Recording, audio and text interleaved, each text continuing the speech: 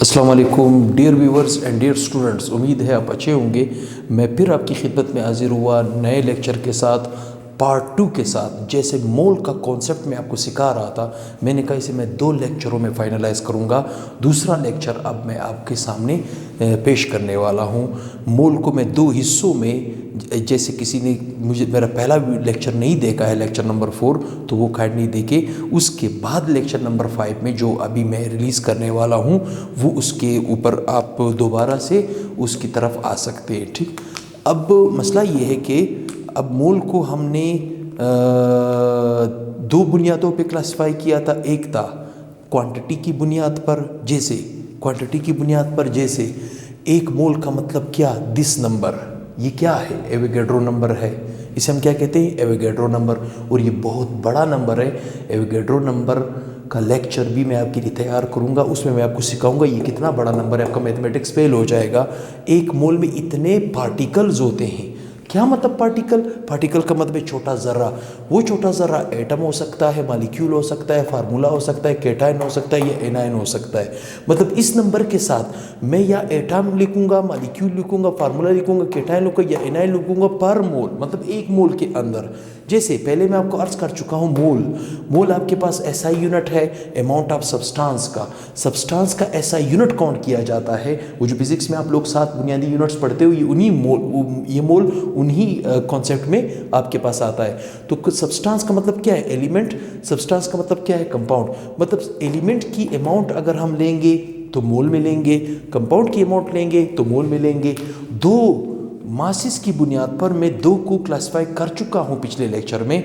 अब आपके सामने 3 और क्लासिफिकेशन में कर रहा हूं। कैसे, यहां पे देखिए, number 3, formula mass expressed in gram. अब मैं फार्मूले मास को ग्राम में एक्सप्रेस करने वाला हूं। और ये मैं आपको पहले भी बता चुका हूं कि ये जो फार्मूला है, ये जिसे हम कहते हैं फार्मूला यूनिट, फार्मूला या फार्मूला यूनिट, ठीक, ये आपके पास होता है मेटल प्लस नॉन मेटल का combination. Metal plus non metal का कॉम्बिनेशन कहलाया जाता है फार्मूला। जैसे मैंने यहां पे लिखा है 1 मोल ऑफ सोडियम क्लोराइड। क्या लिखा है, 1 mole of sodium chloride, 1 mole of potassium sulphate, 1 mole of calcium hydroxide, 1 mole of calcium hydroxide, 1 mole of sodium chloride. देखिए, सोडियम मेटल है, क्लोरीन नॉन मेटल है, तो कौन सा कॉम्बिनेशन हुआ, मेटल और नॉन मेटल का कॉम्बिनेशन हुआ। 1 मोल ऑफ पोटाशियम सल्फेट, इसमें 3 तरह के एलिमेंट्स है, पोटाशियम मेटल है, सल्फर नॉन मेटल है, ऑक्सीजन नॉन मेटल है। ठीक, इसी तरह अगर मैं यहाँ पे रिप्रेजेंट करता चाहूँ calcium hydroxide, 1 mole of calcium hydroxide. अब कैल्शियम हाइड्रोक्साइड में क्या है, कैल्शियम है, ऑक्सीजन है और हाइड्रोजन है। मतलब कहने का मतलब क्या है कि मेटल और नॉन मेटल, मेटल और नॉन मेटल, मेटल और नॉन मेटल की कॉम्बिनेशन को हम क्या कहते हैं, फार्मूला यूनिट कहते हैं। तो इसका मास, अगर मैं इसके मास के साथ सिर्फ एक लफ्ज का इजाफा करूंगा, ग्राम, तो वो होगा 1 मोल। जैसे मैं आपसे कहता हूं 1 मोल ऑफ सोडियम क्लोराइड ले आओ, तो आप कितना लाओगे, कितने ग्राम लाओगे, तो आपके लिए क्लियर होना चाहिए। जैसे मैंने यहाँ पे लिखा है सोडियम क्लोराइड, सोडियम का एटॉमिक मास है 23, क्लोरीन का है 35.5। एटॉमिक मास, सबसे पहले एटॉमिक मासेस लिखे, उसके बाद सोडियम के नीचे कुछ भी नहीं लिखा, इसका मतलब 1 लिखें। क्लोरीन के नीचे कुछ भी नहीं, इसका मतलब 1 एटम है, तो ये 23 हो जाएगा, ये 35.5 हो जाएगा, 0.0, ये 5, ये 8, ये 5, मतलब कितना आएगा, 58.5। मैंने और कुछ नहीं करना है, मैंने 58.5 ग्राम पर मोल लिखना है। इसका मतलब है व्हाट इज सोडियम क्लोराइड, आम टेबल साल्ट, नमक, जिसे सुबह आप अंडे के ऊपर डालते हो। अगर मैं आपसे कहूँ 1 मोल ले आओ, तो आप कितना लाओगे, 58.5 ग्राम। कितना लाओगे, 58.5 ग्राम। जिसमें पहले अर्ज कर चुका हूं कि मोल, 1 मोल का मतलब है दिस नंबर।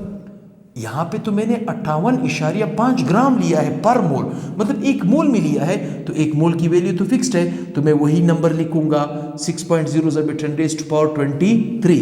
लेकिन इस नंबर के साथ मैं क्या लिखूंगा, यूनिट।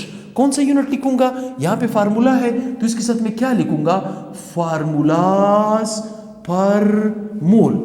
जैसे मैंने कहा अंडे को अंडा कहना है, केला नहीं। 1 दर्जन अंडे, 1 दर्जन केले। इसी तरह 1 मोल फार्मूला, तो आपके पास इस नंबर के साथ भी क्या लिखा जाएगा, फार्मूलास पर मोल। इसी तरह one mole of potassium sulphate का मतलब क्या?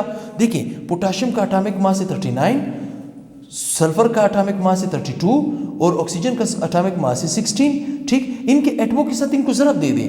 पोटाशियम के नीचे 2 है, 2 से ज़रब दे दें। ठीक, सल्फर के नीचे 1 है, 1 से ज़रब दे दें। ऑक्सीजन के नीचे 4 है, 4 से ज़रब दे दें।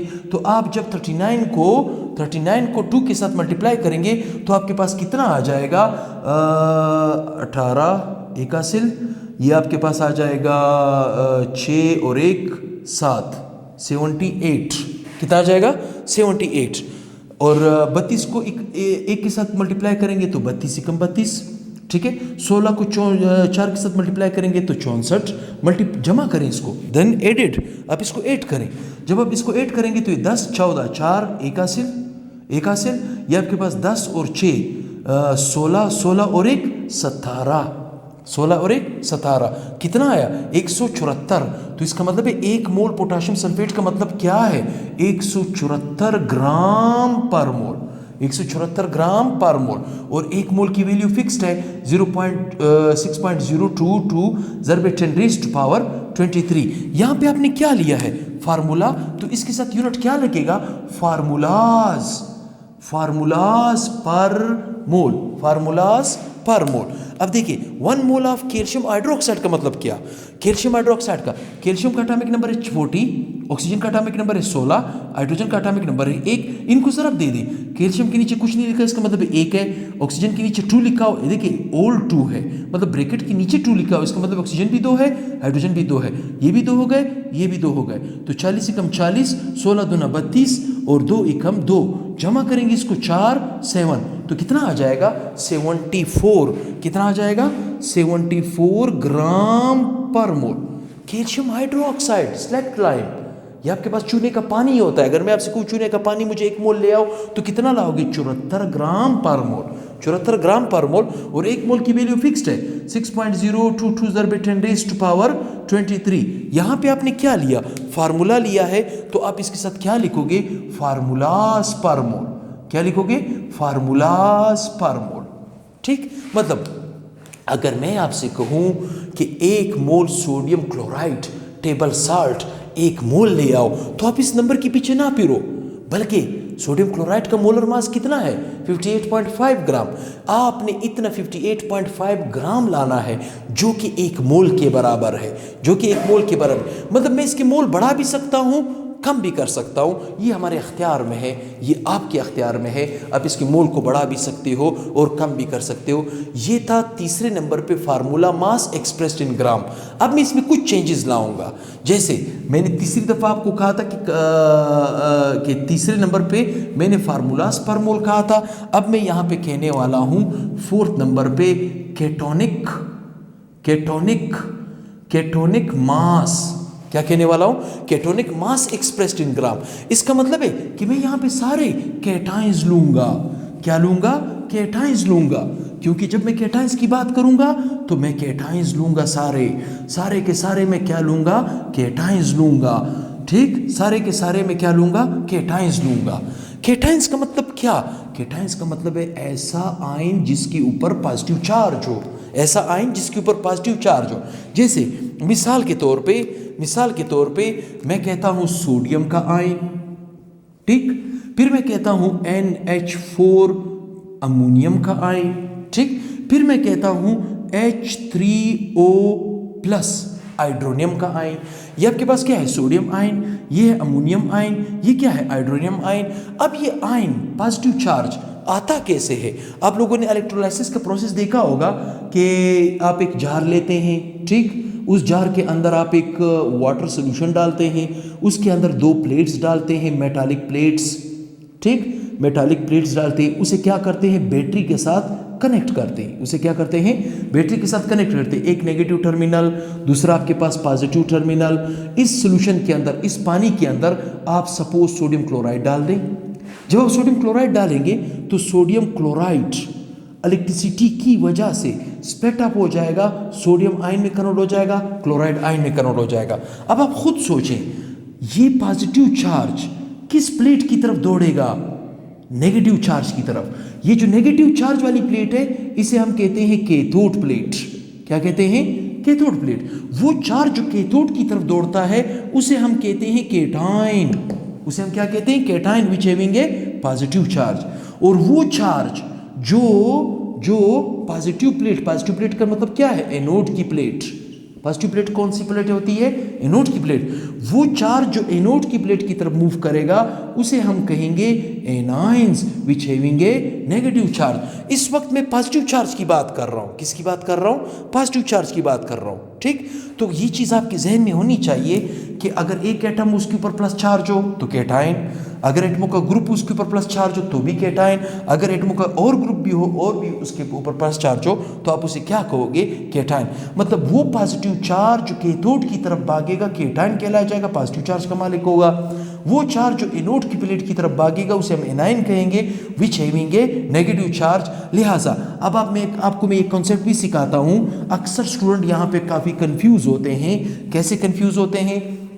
स्टूडेंट के जहन में ये होता है कि किसी एटम के ऊपर या एटमों के ग्रुप के ऊपर कोई चार्ज आए तो खुदा न खासा उसके इलेक्ट्रॉन ड्रॉप हो जाते हैं, उसका एटॉमिक नंबर चेंज हो जाता है, मास नंबर चेंज हो जाता है। गलत, ये गलत कंसेप्ट है। देखिए मैं यहाँ पे ले रहा हूँ सोडियम। इस वक्त ये एटम है, इसका एटॉमिक नंबर है 11, एटॉमिक मास है 23। ठीक, इस सोडियम का एटॉमिक नंबर अगर 11 है इसका मतलब इसके पास 11 इलेक्ट्रॉन है और 11 प्रोटॉन है। नेट रिजल्ट है 0, इसके ऊपर कोई चार्ज नहीं आता। अब अगर मैं इस सोडियम से एक इलेक्ट्रॉन निकाल दूं, क्या कर दूं? एक इलेक्ट्रॉन निकाल दूं, तो इस एटम की सेहत पे असर नहीं पड़ेगा। इसका एटॉमिक नंबर वही रहेगा, एटॉमिक मास भी वही रहेगा। ऐसा क्यों? क्योंकि एटॉमिक नंबर का मतलब है, एटॉमिक नंबर का मतलब है, जैसे मैंने सोडियम के नीचे यहाँ पे 11 लिखा है, ये क्या है? ये एटॉमिक नंबर है। एटॉमिक नंबर है। एटॉमिक नंबर का मतलब क्या है? Number of protons. Number of protons, ये प्रोटॉन्स की तादाद है। नंबर ऑफ प्रोटॉन जो कि न्यूक्लियस में पाया जाता है। ठीक, और ये जो मास नंबर है, मास नंबर का मतलब क्या है? मास नंबर का मतलब है न्यूट्रॉन प्लस प्रोटॉन जो कि न्यूक्लियस में पाया जाता है। हमने तो यहाँ से इलेक्ट्रॉन निकाला है। ठीक, इलेक्ट्रॉन की निकलने से क्या होगा? पहले इलेक्ट्रॉन कितने थे? 11, अब कितने हो जाएंगे? अब हो जाएंगे 10। प्रोटॉन कितने हैं? वही 11। तो आंसर क्या आएगा? 1 + 1। मतलब कहने का क्या मतलब है, जब ये सोडियम एटम था उस वक्त भी इसका एटॉमिक मास 23 था। जब ये सोडियम आयन बना, कैटायन बना, तब भी इसका एटॉमिक मास 23 है। और मोल में हम मास से डील करते हैं। जब मास चेंज ही नहीं हो रहा है तो इसका मतलब है कि मैं इस एटम का वही मास लेके चलूंगा। यहां पे मैं लिखूंगा 23 ग्राम पर मोल। क्या कहूंगा? 23 ग्राम पर मोल। अगर 23 ग्राम पर मोल है, वो एक मोल में 23 ग्राम है, तो एक मोल की वैल्यू तो फिक्स्ड है, जैसे एवोगैड्रो नंबर। लेकिन यहां पे मैं क्या करूंगा? फार्मूले की जगह पे मैं लिखूंगा कैटाइन्स पर मोल, क्योंकि कैटाइन की बात है तो कैटाइन्स पर मोल। यहाँ पे एनाइन्स, यहाँ पे फार्मूला है, यहाँ पे भी फार्मूला है, इसको मैं इरेज कर दूंगा और साथ साथ में एनाइन लिखता जाऊंगा। ठीक, अब नाइट्रोजन देखिए, ये आपके पास है NH4 पॉजिटिव चार्ज। ठीक, इस NH4 पॉजिटिव चार्ज का मतलब क्या है? Ammonium ion. क्या है? Ammonium ion. अक्सर स्टूडेंट के जहन में यह होता है कि पूरे एटमों के ग्रुप ने एक इलेक्ट्रॉन लॉस किया तो इसका मास गिर जाएगा, हम एक माइनस करेंगे। गलत, बल्कि इसका नाइट्रोजन लिख लें, हाइड्रोजन लिख लें। नाइट्रोजन का 14, हाइड्रोजन का 1 ज़रब दे दें। एक एटम से 4 एटम से ये हो जाएंगे 14, ये हो जाएंगे 4, ये हो जाएंगे 18। मैंने इस 18 से एक को माइनस नहीं करना है, क्योंकि इलेक्ट्रॉन के निकलने या इलेक्ट्रॉन के आने से एटम की सेहत पे असर नहीं पड़ता। एटम का एटॉमिक नंबर वही रहता है, एटॉमिक मास वही रहता है। लिहाजा मैं यही लिखूंगा 18 ग्राम पर मोल। और पर मोल, अगर एक मोल में 18 ग्राम है तो उसमें पार्टिकल्स की तादाद क्या होगी? This number, Avogadro number. चूंकि यहाँ पे कैटाइन है तो मैं इसके साथ क्या लिखूंगा? कैटाइन्स पर मोल। इसी तरह हाइड्रोनियम आयन, इसे हमने क्या नाम दिया था? Ammonium ion. ये क्या था? Ammonium ion. ठीक, और इसे हम क्या नाम देंगे? H3O+। इसे हम कहेंगे हाइड्रोनियम आयन। हाइड्रोनियम आयन क्या कहेंगे? Hydronium ion. इसे हम क्या कहेंगे? Hydronium ion. इसका मास निकालें, हाइड्रोजन लिख लें, ऑक्सीजन लिख लें। हाइड्रोजन का 1, ऑक्सीजन का 16 एटॉमिक मास है। ठीक, 3 है, 3 से मल्टीप्लाई करें, 1 है, 1 से मल्टीप्लाई करें, 3 एकम 3, 16 एकम 16, ये हो जाएंगे 19। तो मैंने इधर क्या लिखना है, 1 मोल ऑफ हाइड्रोनियम आयन का मतलब क्या, 19 ग्राम पर मोल, 19 ग्राम पर मोल। और इस 19 ग्राम पर मोल में इतने ही पार्टिकल्स पाए जाएंगे। चूंकि ये पॉजिटिव चार्ज है तो मैं इस यूनिट के साथ क्या लिखूंगा, केटाइंस पर मोल, केटाइंस पर मोल। उम्मीद है यहां तक आपको पॉइंट समझ आ रहा होगा। अब मैं केटोनिक मास को तो मैंने एक्सप्रेस कर दिया ग्राम में, अब मैं एनोनिक मास को एक्सप्रेस करने वाला हूं। लिहाजा काइंडली मेरे चैनल के साथ बने रहिए, मेरे चैनल को ज़्यादा से ज़्यादा शेयर करें, ज़्यादा से ज़्यादा शेयर करें। आप जितने ज़्यादा मेरे चैनल को शेयर करेंगे उतना ज़्यादा मुझ में पोटेंशियल पैदा होगा और मैं आपके लिए फर्स्ट ईयर का कोर्स बहुत ही ईजी करने वाला हूँ। स्टोइकियोमेट्रिक कैलकुलेशन आपके अंदाजे से भी ज़्यादा मैं आपके लिए इजी करने वाला हूं। मैं इसको भी इरेज करने वाला हूं, क्योंकि अब मैं यहां पे क्या लिखने वाला हूं, एनाइंस। क्या लिखने वाला हूं, एनाइंस लिखने वाला हूं। लिहाजा मैं इसे भी इरेज कर रहा हूं। ठीक, ये तो आपको समझ आ गया होगा कि किसी एटम के ऊपर पॉजिटिव चार्ज जब आता है तो उसका मास नंबर चेंज नहीं होता, उसका मास नंबर चेंज नहीं होता। यहाँ पे मैं केटाइंस भी काट रहा हूँ, यहाँ पे मैं केटाइंस भी साफ कर रहा हूँ। अब मैं किस चीज़ का इंतखाब कर रहा हूँ, एनाइंस का। किसका, एनाइंस का। Number 5, anions, anionic mass expressed in gram, anionic mass expressed in gram. जैसे मैंने लिया क्लोराइड का आयन, ठीक, जैसे मैंने लिया सल्फेट का आयन, जैसे मैंने लिया फास्फेट का आयन। क्या लिया, फास्फेट का आयन। क्लोराइड का एटॉमिक नंबर, एटॉमिक मास है 35.5, मैंने इसी को नीचे उतारना है, 35.5 ग्राम पर मोल। क्या लिखना है, 35.5 ग्राम पर मोल, क्योंकि ये जब एटम था तब भी इसका मास यही था, अब भी यही मास होगा। ठीक, हाँ, इसमें इतने ही पार्टिकल्स होंगे। चूंकि एनोनिक है तो मैं इसके साथ क्या लिखूंगा, एनाइंस पर मोल। क्या लिखूंगा, एनाइंस पर मोल। 1 mole of sulphate ion, 1 mole of sulphate ion, SO4-2 को हम क्या कहते हैं, सल्फेट आयन। ठीक, इसका मास निकालें, कोई मसला नहीं है। सल्फर लिख ले, ऑक्सीजन लिख ले, सल्फर का 32, ऑक्सीजन का 16, ज़रब दे दें, एक एटम में 1 से ज़रब दे दें, 4 एटम में 4 से ज़रब दे दें, 32 कम 32, 16 चौक 64, ये हो जाएंगे 6, ये हो जाएंगे 9, 96। कितना आएगा, 96। तो मुझसे अगर कोई कहे 1 मोल ऑफ सल्फेट आयन का मतलब क्या, मैं कहूँगा 96 ग्राम पर मोल, ग्राम पर मोल। तो इतने ही पार्टिकल्स होंगे, चूंकि ये एनाइन है, नेगेटिव चार्ज है, तो लिहाजा मैं इसे क्या कहूँगा, एनाइंस पर मोल। क्या कहूँगा, एनाइंस पर मोल। ठीक, इसी तरह ये जो आपके पास है PO4-3, इसे हम क्या कहेंगे, इसे हम कहेंगे फॉस्फेट आयन। क्या कहेंगे, फॉस्फेट आयन। ठीक, इसका भी कोई इशू नहीं है, इसका भी मास निकाले।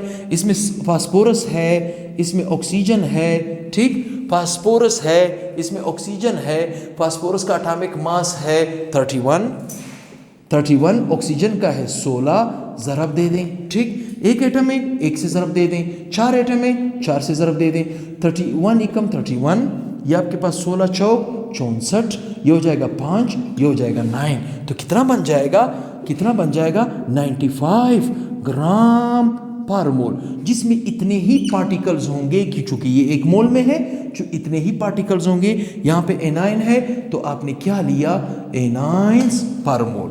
एक चीज़ में बताना गालिबन भूल गया, ये एक एटम के ऊपर जब नेगेटिव चार्ज आता है तब भी उसका atomic mass, atomic number change नहीं होता। उसी भी साथ साथ क्लियर करते हैं। किसी ने स्क्रीनशॉट लेना हो तो वो ले सकता है। ठीक, मैं भी वो नेगेटिव चार्ज भी आपके लिए क्लियर कर देता हूँ कि उसमें क्या इशू है। गालिबन आप लोग स्क्रीनशॉट निकाल चुके हो तो मैं यहाँ पे क्लियर करने वाला हूँ। देखिए, सपोज मैंने लिया क्लोरीन का एटम, इसका एटॉमिक नंबर है 17, एटॉमिक मास है 35.5।